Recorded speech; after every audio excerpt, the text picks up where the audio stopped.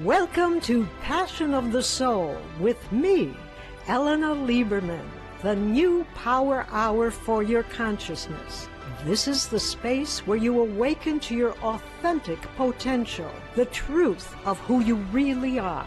Here, we open the mind and heart and tune into the essence of the soul, the force that fuels your entire being and invites miracles into your life. Each episode inspires you to respond to the layers of potential within you and bring your unique legacy into the world. As you listen and watch, you'll discover that you can be the answer to your own quest. Get ready to tune into your innermost voice and live in alignment with your highest truth. Passion of the Soul starts now.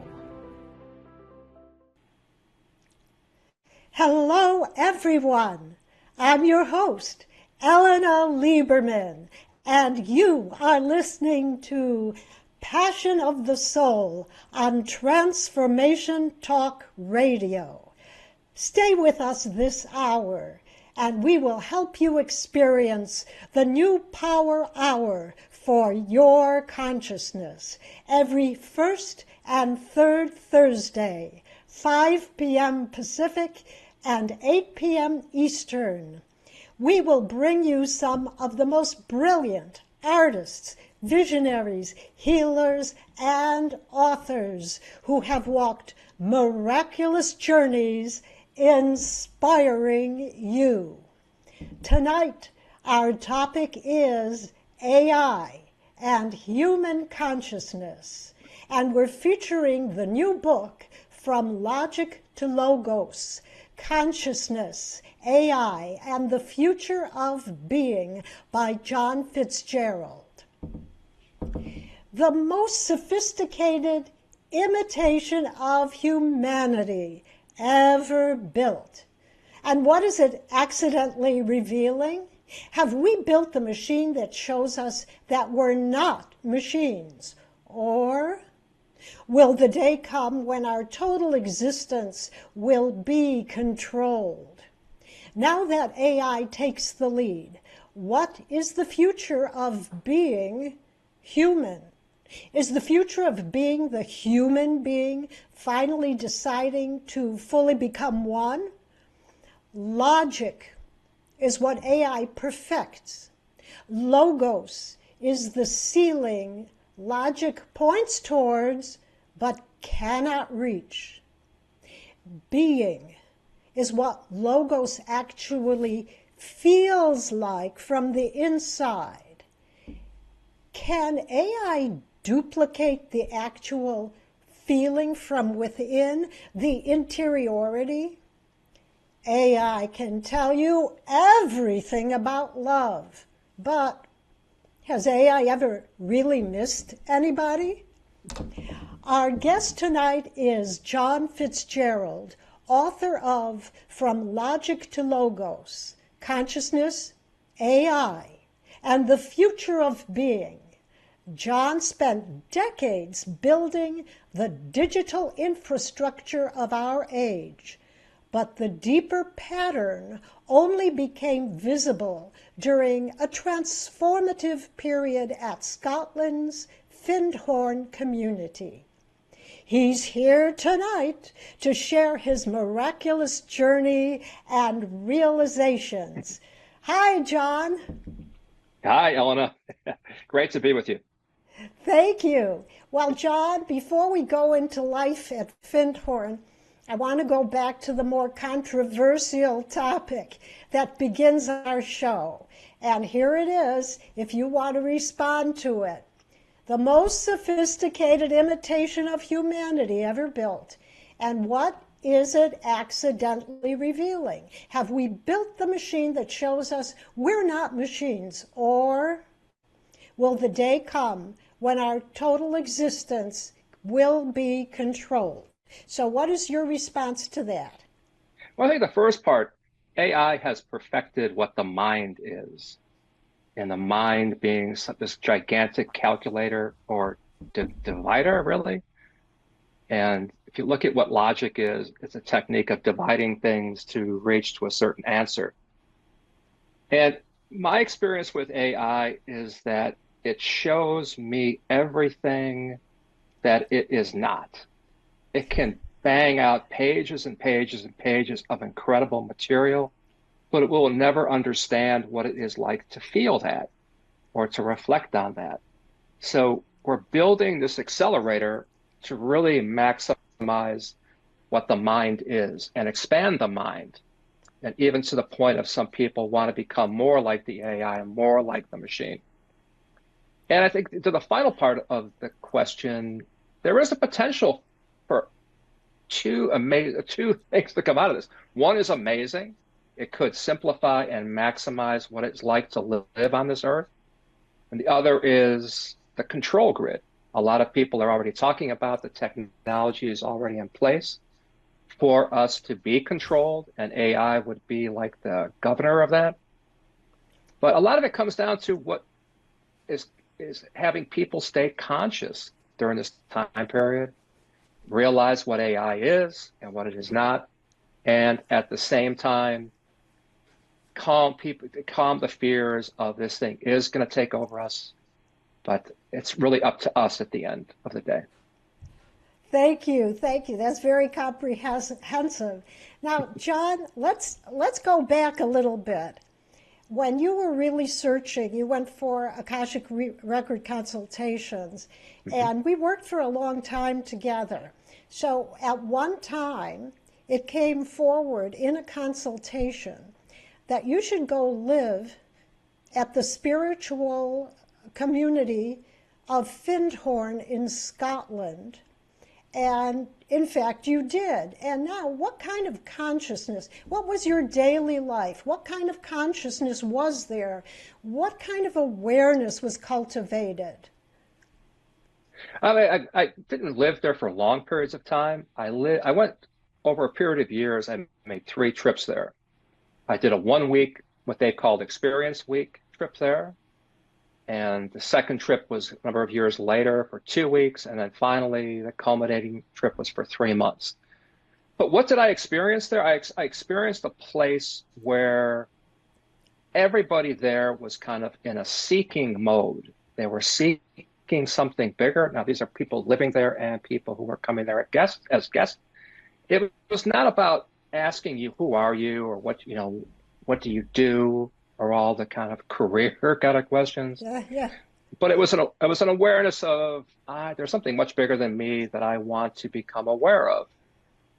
And what I learned there during that time is that consciousness is in everything.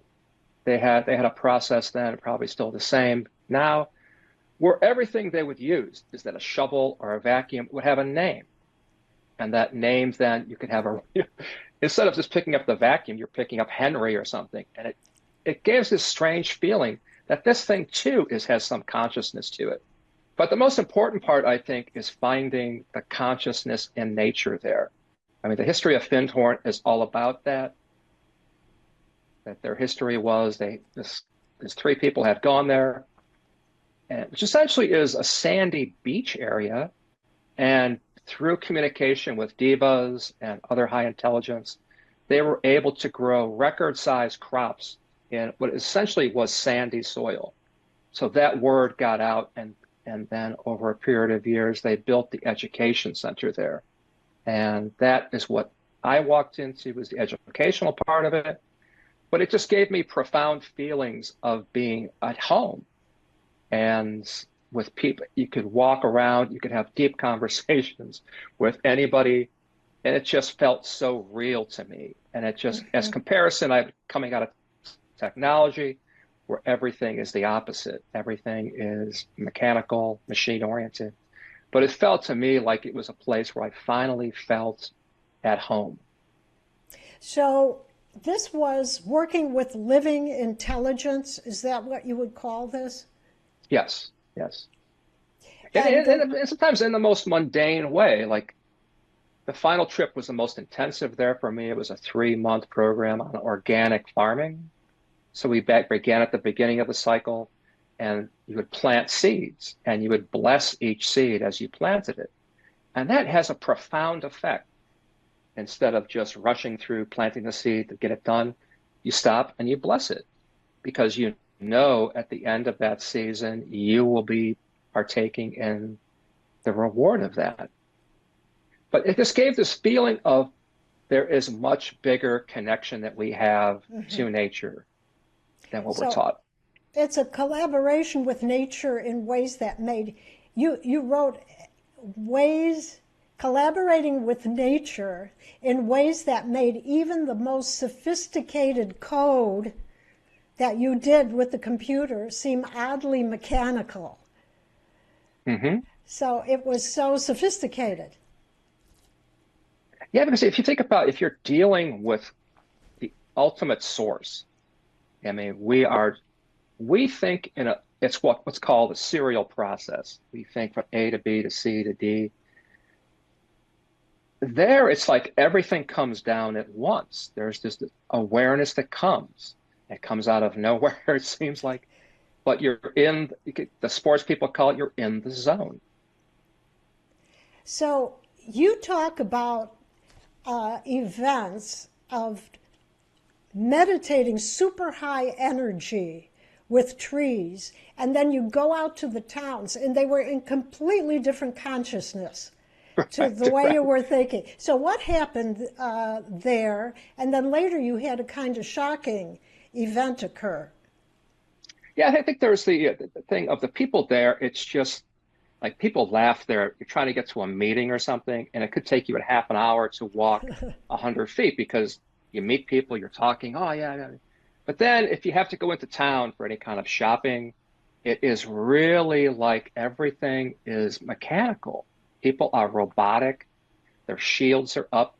Their energy field is blocked off. And it's like a night and day experience of openness versus everything being closed down. So what was this event that you had that led you to look at something that you call extraction, economy, and response? When you had given energy to trees and then you walked off the property, what happened there? Yeah, it was at the end of this 3-month trip. And we were in like kind of an old growth forest where they were harvesting trees, and you just kind of like, oh man, this is kind of this is the end cycle for this tree. And at that time I had been in technology for this is like kind of toward the end of my computer career. I've been well over 20 years in the computer industry. But I came back and I was like, okay, what am I going to do? I mean, I have all this amazing experience. I really don't want to go back into technology, but I felt some pressure to get back into tech. And I had a recruiter who was chasing after me, and he said, oh, this is a great position for you. You could fit it well, blah, blah. And I went out for the interview, and it was a company called AGI that did packaging for the music industry and for cosmetics.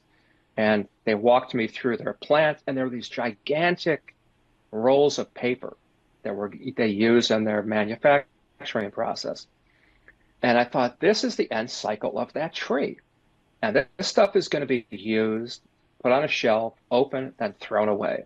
So this whole cycle of it's just an element of the extraction economy that people are unconscious of. And it was just profound of seeing where this tree, not this tree in particular, but trees in general, wound up. Okay, hold that thought, and we're going to take a little break now. But before we do, I want everyone to get John's information. Your book is on Amazon, so go ahead, John, and give us your website or any information you want to give to listeners. Sure, thank you.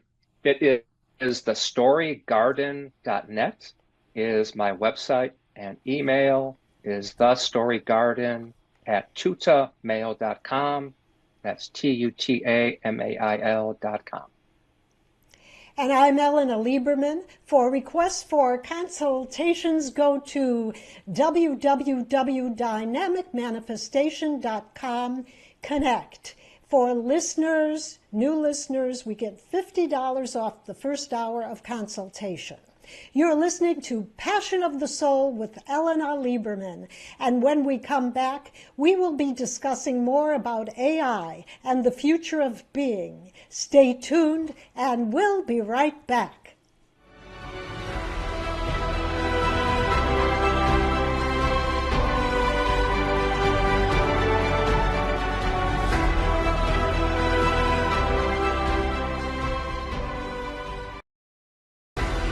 Looking for inspiration that awakens your soul? Join me, Ellena, on Passion of the Soul every first and third Thursday, 5 p.m. Pacific, on Transformation Talk Radio. I interview brilliant creators, artists, healers, and visionaries. Visit my website, dynamicmanifestation.com. Passion of the Soul, where your truth comes alive. If you're feeling stressed, overwhelmed, or in grief, I'm here to help. I'm Faye Lau, intuitive healer and founder of Faye Inspired Healing. Through soul-guided sessions, I help you reconnect with your body's wisdom and inner truth. Whether you're healing from loss, letting go of pain, or rising into elevated energies, my work combines energy clearing, grief support, and spiritual coaching. Schedule a session or learn more at fayeinspiredhealing.com. There is more to life than simply surviving or even thriving. There's flourishing. High performance and quantum success coach Beth Larson helps you calibrate and elevate your life. Beth specializes in working with women who want more from their life, more energy, joy, passion, connection, and more meaning. As your coach, she will help you get clear about your life, prioritize what's important, and become a master of your energy.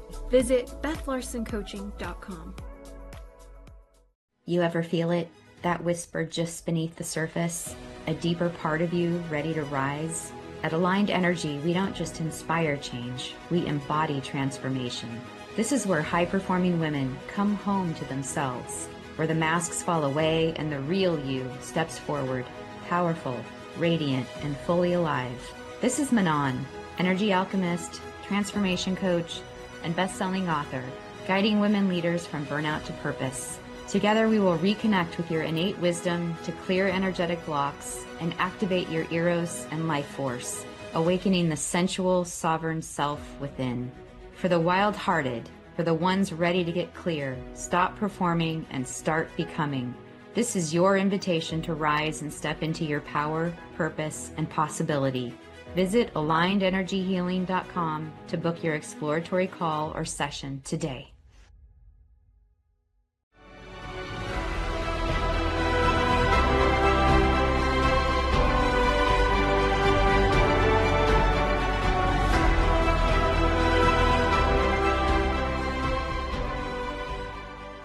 We're back on Passion of the Soul with me, Ellena Lieberman.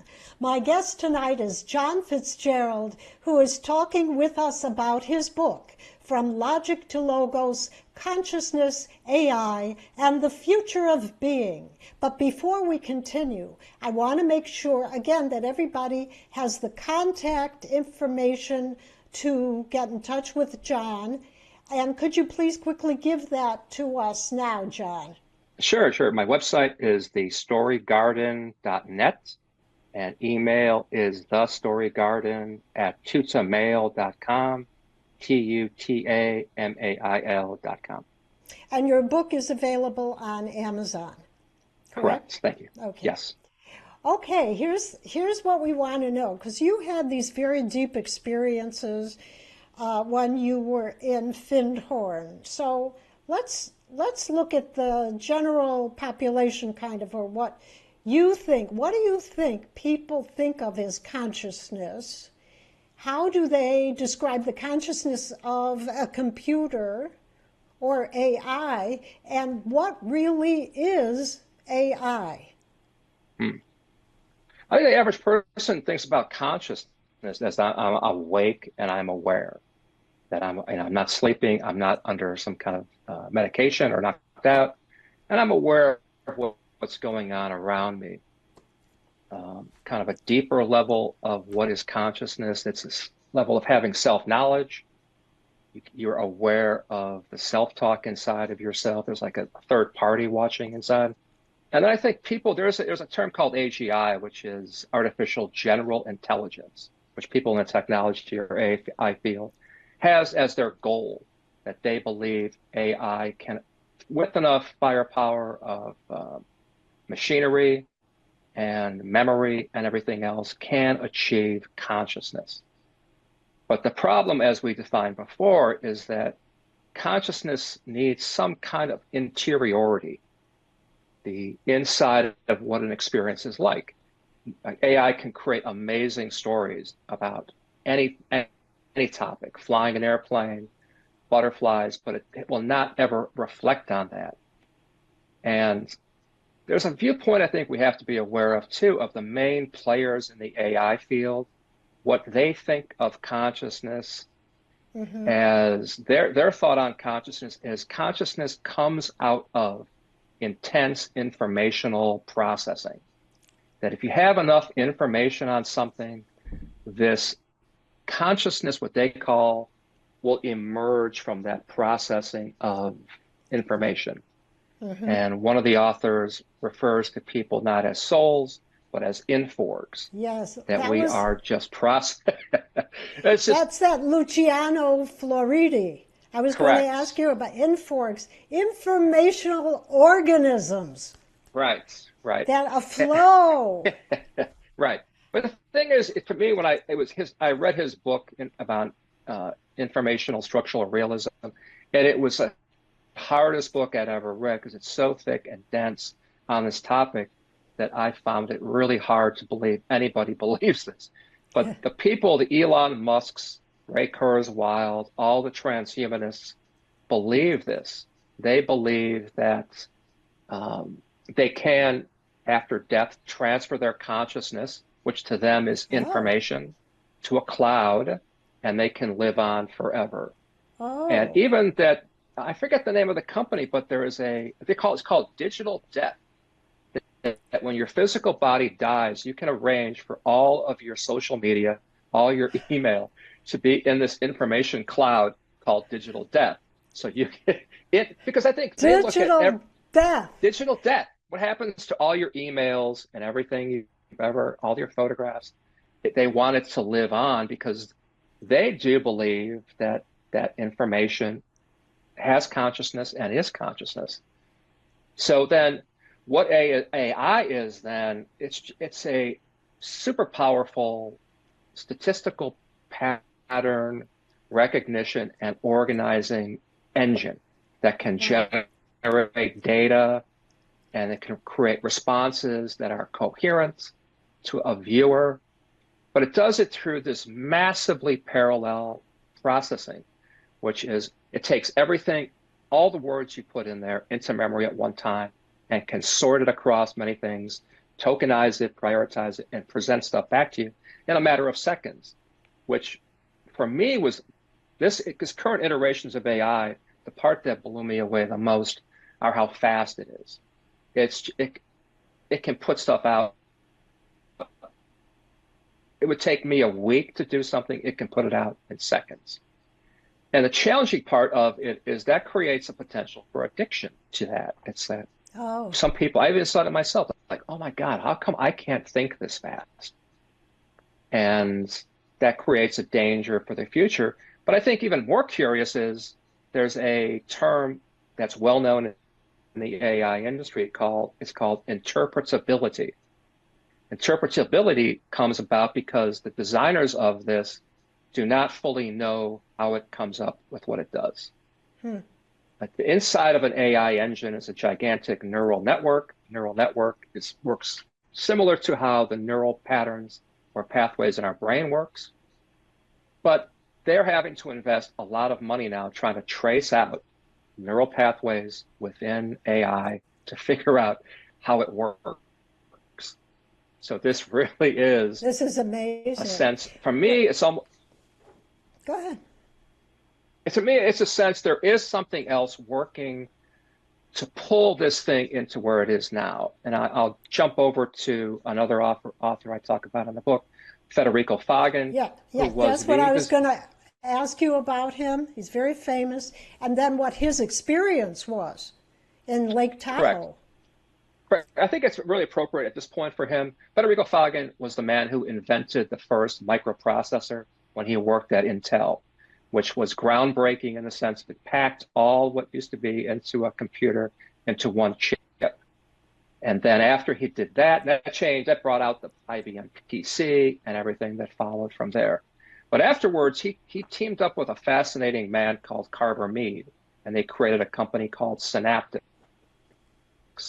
And Synaptics then started to build human-computer interface. They worked on touchpads, mostly touchpads. But to me, that was like, you see the old finger of God, the Michelangelo painting, I think it is, where man is trying to touch. And I think there was something going on there with him trying to reach deeper into what this computer technology was representing. And I'll jump over to Carver Mead for a quick second. He's another brilliant guy in that whole industry. But he was interviewed by a magazine a long time ago, and they asked him, you come up with all these amazing technologies with silicon chips. How do you come up with them? And he goes, honestly, I have a big area of woods next to my house, and I go out and I ask silicon what it wants to do next. And I get the answer. So these people are rock solid scientists. They're unquestionably brilliant at what they do, but they are both admitting that there is some communication going on between them and general consciousness. Yeah. But Federico Fagan, after he had this massive success, he felt so empty. He had achieved all this great wealth and all this technological achievement. And so he was on vacation, and in the middle of the night, he got up to get a glass of water, and then I would call it his heart chakra blew open. Wow. And he felt this immense energy and light flowing to him and from his heart. Wow. And in an instant, he felt like he was part of whatever the fabric of all this consciousness is, and it was flowing through him with incredible love energy. And it changed him permanently. Then from there on, he was still running Synaptics, which was a big, huge tech company, but he started devoting 30 or 40% of his day to researching consciousness, and went all the way through all the traditions, and was fighting all the other people in Silicon Valley who said, no, information is consciousness. And he said, that's not consciousness. So he devoted himself, and he wrote 2 books on his journey. And what he found was that consciousness is everywhere. It's omnipresent. It is the fabric. Yes. Okay. That's really amazing. So when we go into this, what's striking about what you're saying, say about Luciano, Federico Fagan, is that his realization is very similar to what you experienced at Findhorn, that he even finally went into the oneness. We're going to have to take a break. Let's pick this up after our little break, okay? Just in a minute. Okay, we're going to take a break. I'm Ellena Lieberman, and you are listening to Passion of the Soul. When we come back, John Fitzgerald will move deeper into logic to logos, consciousness, AI, and the future of being. Stay tuned, and we'll be right back.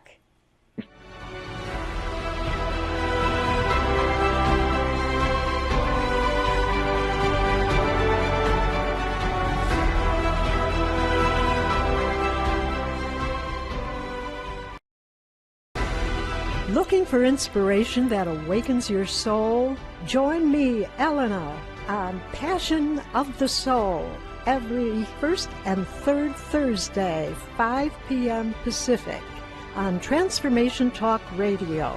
I interview brilliant creators, artists, healers, and visionaries. Visit my website, dynamicmanifestation.com. Passion of the Soul, where your truth comes alive. If you're feeling stressed, overwhelmed, or in grief, I'm here to help. I'm Fei Lao, intuitive healer and founder of Fei Inspired Healing. Through soul-guided sessions, I help you reconnect with your body's wisdom and inner truth. Whether you're healing from loss, letting go of pain, or rising into elevated energies, my work combines energy clearing, grief support, and spiritual coaching. Schedule a session or learn more at fayinspiredhealing.com. There is more to life than simply surviving or even thriving. There's flourishing. High performance and quantum success coach Beth Larson helps you calibrate and elevate your life. Beth specializes in working with women who want more from their life, more energy, joy, passion, connection, and more meaning. As your coach, she will help you get clear about your life, prioritize what's important, and become a master of your energy. Visit BethLarsonCoaching.com. You ever feel it? That whisper just beneath the surface? A deeper part of you ready to rise? At Aligned Energy, we don't just inspire change, we embody transformation.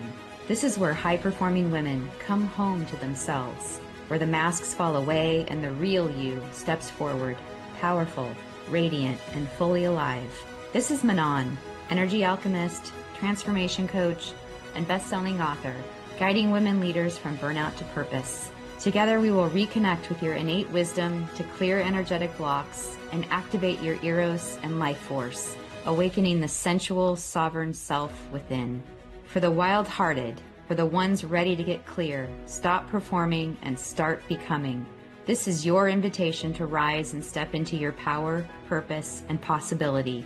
Visit AlignedEnergyHealing.com to book your exploratory call or session today.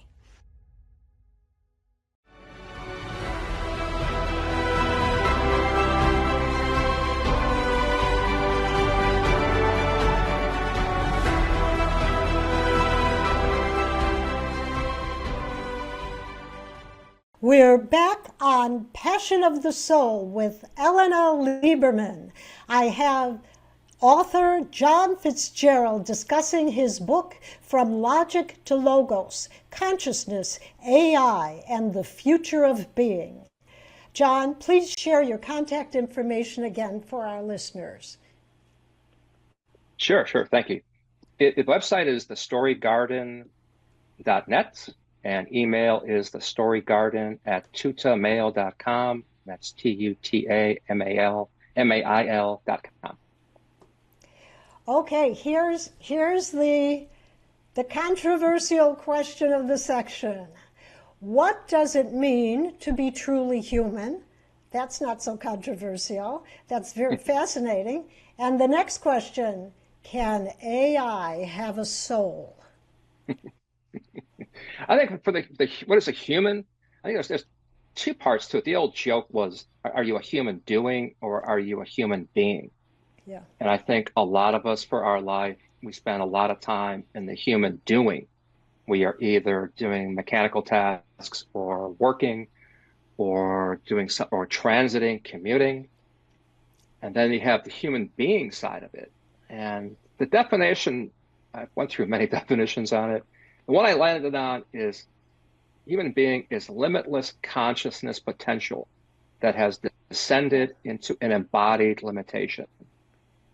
Yes. And that I also like the idea of this world as a gymnasium that tests us, crushes us sometimes, lifts us up, makes us joyful. All like it's almost like a test in some way of how we respond. There could be a karmic element in there in that gymnasium, but that's how I look at it as a human being. And the more you get into this, you look at AI. AI is the mind perfected.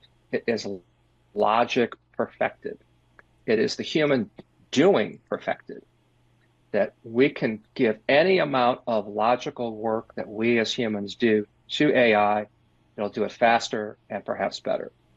Will it have a soul? No.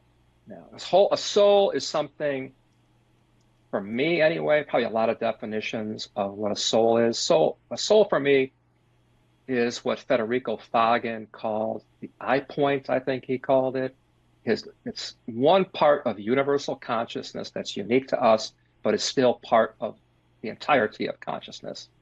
So I think the soul for me then is a piece of that which has, like with the Akashic work, everything that ever did happen to us, will happen to us, is contained within that soul. Yes. The AI does not have that interiority. It does not have any connection to consciousness, unless we look at the fact that we are the ones putting AI is being created out of our consciousness. It is a tool which can be used to further our quest, but it's a fantasy, I think, that these people, the pure materialists, the Musks have, that they can live forever by putting all of their information into some cloud, and that will define what they are. And that cloud becomes their soul. Yes. Now, you've used this term mirroring. Mm-hmm. What is AI mirroring? So it's in reverse. What is it showing us? Well, there was a child psychologist, his last name was Lacan, Lacan, who worked with infants and how they start to identify themselves. And it was with a mirror. They would look at themselves in the mirror and be kind of shocked at first, like, wow, it was, like the old game you play of looking in a mirror. And then, but it was also defining itself by what it is not. Like it would see, there's a plant in the mirror. I'm not the plant. Or my parents are in the mirror. I'm not my parents. So the mirroring technique shows us both what we are not, but then also refines what we are. And AI does that perfectly. It shows everything that we are, but also what AI is not. AI, like we said before, could create the most amazing love poems, but it never has had a feeling of missing somebody, or what it is like to feel sunshine on the back of your neck on a hot summer's day. It does not have that. So the mirroring for me is just a reflection of everything it is not, but also then, who am I in this relationship with this? There's a bit of a joke about most people when they put prompts into an AI, they'll say, "What do you think about this?" It's almost like they're thinking that there's a you there instead of just prompting with a non-personal prompt to it. But the mirroring is exactly that. It's, for me, the best analogy was Lacan's work of we're learning more and more about what we are and not by interacting with AI. So what is the future of being human? The future of being is the human being finally deciding to fully become one. What does that mean? Mm-hmm. What's that mean? I think that there's big questions on a societal level with where does AI land? And for me, if AI could increase my creative output tenfold, it could become I don't know if you happen to see the Chinese Spring Festival performance with the robots. I don't know if you've seen that, but they had these amazing martial arts robots, right? And they're all AI driven. But I thought how great it would be. I had gotten a big load of firewood for next winter in. How great it would be to have a robot assist in putting all this firewood away, to stack it up. In the sense of what the future of human being could, in my worldview, it could be amazing in the sense of we have more time to focus on our unique gift as an individual, how to help each other this way, to cooperate. And I think if there's a word I always go back to with Findor, it's cooperation between humans and nature. It's not competitive. It's not the extraction economy. What we're just taking constantly from nature, that eventually runs out. Or extracting from this country or that country, that all runs out. It's the potential of having almost an infinite amount of creativity to, for me, build more of a world like what Fintorn was showing me than where a lot of other people want to take the world. So very quickly, we'll be taking a break in a few minutes. Let's go back to the idea at the beginning with logic and logos. Mm-hmm. So logos has a very long history in mysticism. Mm-hmm. So how do you characterize logos and the human experience of being one.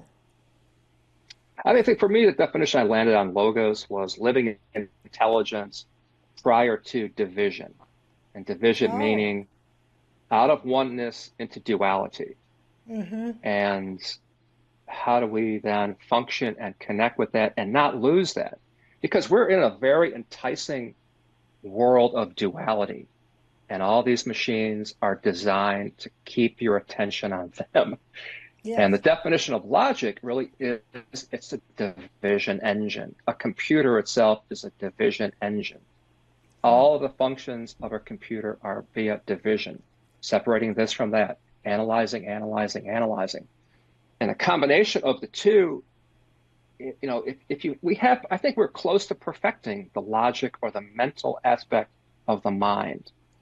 And now the work is to become aware again of the logos and relate to ourselves, relate to nature, and relate to each other more from that perspective. And, I don't know if you want to talk about warnings yet on this. We can go, we'll take a little break and we'll talk about warnings and then a summary. And all right. It'll be interesting. So, John, before we go on our little break, would you give your information again to the listeners, please? Website is thestorygarden.net, and email is thestorygarden@tutamail.com, tutamail.com. This is Ellena Lieberman with Passion of the Soul. We're going on a quick break, and when we return, John delves further into how AI showed us what we aren't. Now what? The mirror that shows us everything we've forgotten we are. What the machine can't be is exactly what you are. Stay tuned, and stay tuned for John's warning.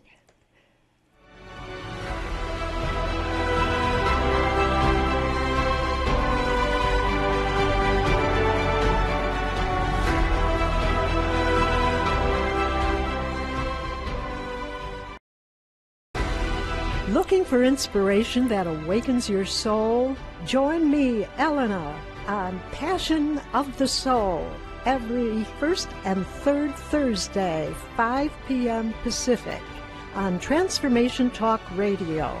I interview brilliant creators, artists, healers, and visionaries.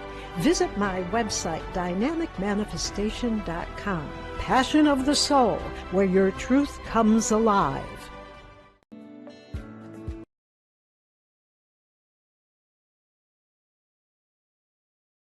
Feeling exhausted as a parent?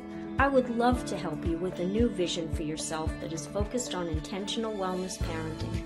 My name is Aurelie Cormier, and I have over 40 years experience with complex cancer patients. I offer consultations, coaching, and educational programs for parents who want to boost their health and reduce risk of disease, especially cancer. For more information, go to aureliecormier.com.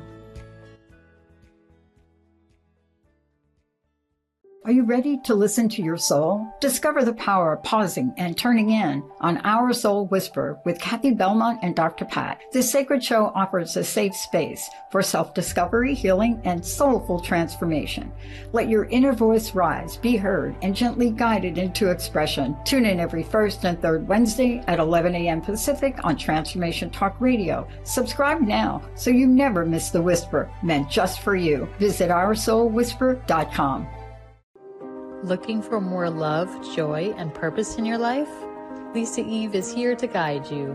Through intuitive support, healing, and soulful travel, she empowers you to embrace self-love as the key to happiness. Explore her book, The Love Channel, Finding Your Way to Happiness, available on Amazon. And find daily inspiration at thehappychannel.com. Start living your most radiant, joy-filled life today.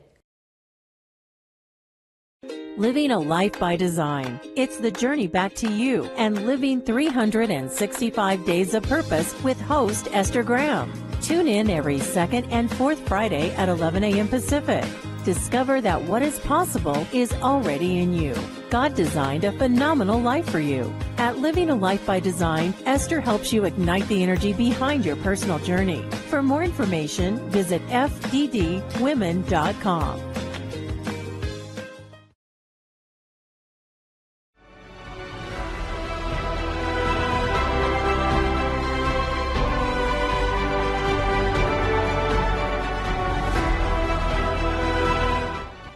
Welcome back. I'm Ellena Lieberman with Passion of the Soul with our guest, John Fitzgerald. If you would like to contact me for our special listeners discount of $50 for the first hour of the Akashic Record consultation or attend classes, go to www.dynamicmanifestation.com/connect. Well, John, you told me that there's a warning you want to discuss before we get to our final words. So what is the warning? Well, I think like with every technology that comes out, that has a good side and a bad side to it. I think the largest warning out there is what's called a convenience bypass. A good example of that is if you have GPS in your car. People forget how to use maps. They forget how to orient themselves because the GPS can do it. There is a potential that you could be outsourcing your capacity that makes us human to this machine. That instead of working through things yourself, people look to it for advice. But also AIs, they're well documented for hallucinating. They are so programmed to give a response that they make up stuff sometimes. And, I've caught them many times with this, and they'll come back with, I'm sorry, I'll look at this differently. So there's that potential that it's too convenient. I'll have AI do it. You see it with students. I don't want to write this paper, let AI do it. The second one is a feeling I have had many times where I'm like, this thing can do this work so fast. It's like it can memorize everything. I can't do that. That's where like a guy like Elon Musk then creates a product called Neuralink, which is designed to connect your brain directly to the internet and to computers. And it's sold as a way, it can help people who've never done this before. They can see or they can do this or whatever to help that part of the brain. But I'm sure there are people in technology, in AI world, that would look at this as being a competitive advantage. I can think like the AI. I can think 10 times faster than you, so you should pay me more. And I want to be as fast as the AI. And all of this technology has been designed since the get-go to be addictive by design. Steve Jobs knew this. Steve Jobs did not allow his kids to use iPads, even though he was selling them to other people. But the addiction is in the physical instrument with the light mechanism, flicker rates, everything about that. And then the algorithms or the programs also master it. I had read it. Okay, go ahead. I was going to go in the other direction. Now that we know the warning signs, let me ask you this. Can AI inadvertently help us to be what we are truly meant to be from the divine? Can that mirror be given? No, I think so, because we have to realize that consciousness is what is building this to a degree. Just like Federico Fagan was working to build human to machine interfaces, then had his awakening. It was almost like something broke through from that side to connect to him. I have a feeling sometimes that there is something from the other side, which is working through consciousness to build this tool to give us that ability to expand our spiritual connection and our creative work and our soul work. But with everything else, there's two sides to that. I don't know if anybody would admit they're actively working for that, because a lot of these companies are for-profit. Ethics is a new area that is coming into vogue. We just saw that with the company Anthropic being kicked out of the Pentagon work because they did not allow their machines to be used for autonomous targeting of people. But there's full potential there, because I think this is being built by consciousness at some level. Yes, yes. So let me give you a quote from my book this time. I like to close the show with a quote from my book, The Principles of Dynamic Manifestation as Received Through the Akashic Records. And this has to do with some of your earlier statements about being unified, being in oneness, which is more what the Fagin experience was, what the Findhorn experience was, and what you have experienced many times in your life. The choice to truly live in one unified life that wholly elevates, creates, and moves forward and upward, honors the inner divinity, the I am. It is practical, real, and available now. So what would you say to that? Because a lot of what you're talking about is that despite all of this, there is something that cannot be captured by the machine. Mm-hmm.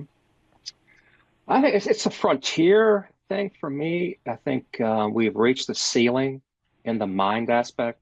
What this thing is showing us is that there is something beyond this that we can create. And for me, I look at it as a tool to take away some of the burden of being human. That potential is fully there, like my wood stacking robot, that potential is there.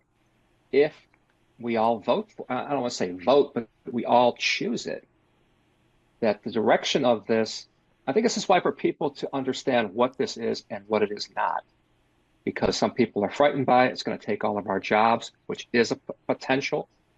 Elon Musk and those people have actually talked about it would bring on universal basic income and all this. But it is a tool for me being provided by consciousness to improve the potential of the human being experience. Yes. Yes, absolutely. So thank you, John, for sharing your brilliant insights with us tonight. And go ahead, quickly give your information. Sure. Website is thestorygarden.net and email is thestorygarden@tutamayo.com. And I want to thank you all for tuning into Passion of the Soul. I had a wonderful time. So please join me the first and third Thursday of each month at 5 p.m. Pacific, 8 p.m. Eastern.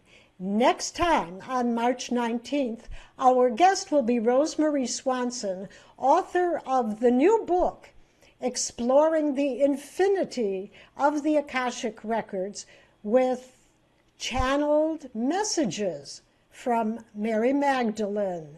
So thank you, everyone, for tuning in tonight.